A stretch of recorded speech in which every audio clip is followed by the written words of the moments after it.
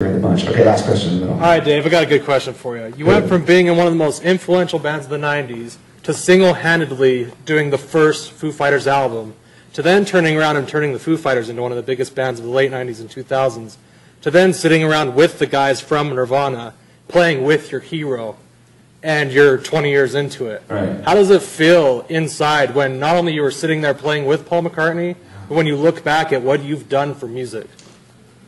Well, you know, I had to sell my soul to the devil to do it. I thought so. Like I just wonder how you feel inside. You know, you can imagine, like, I'm still a fan. You know, I've never, ever felt like I'm the biggest rock star in the world. I'm just a dude. So, and even, like, the Black Rebel Motorcycle Club people, I love that band. Like, I really love that band. So when I first met them, I was just as freaked out as when I first met, you know, someone from Fleetwood Mac. Because that's the thing, is that when someone's music really when you connect with someone's music, you create this emotional bond. So that when you meet them in person, you feel something other than just, oh yeah, there's Bigfoot or whatever, you know what I mean? Like, you feel something real inside. And that's what's great about music, is that connection and the emotional quality that it has. And when you attach yourself to that, or when that gets its hooks in you, that's when music becomes awesome, you know?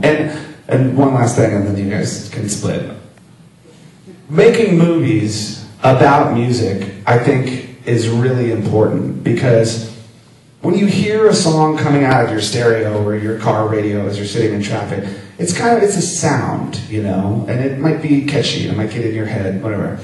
But when you start to realize the depth of the story, or the people behind the music and the life behind the music, it gives you this new meaning. Like with the Foo Fighters, we had this documentary that came out 3 years ago. It was called Back and Forth. And it was, you know, we told our story. And at first, when we first started to do it was like, well, who cares, really? I mean, we're just these guys in a band.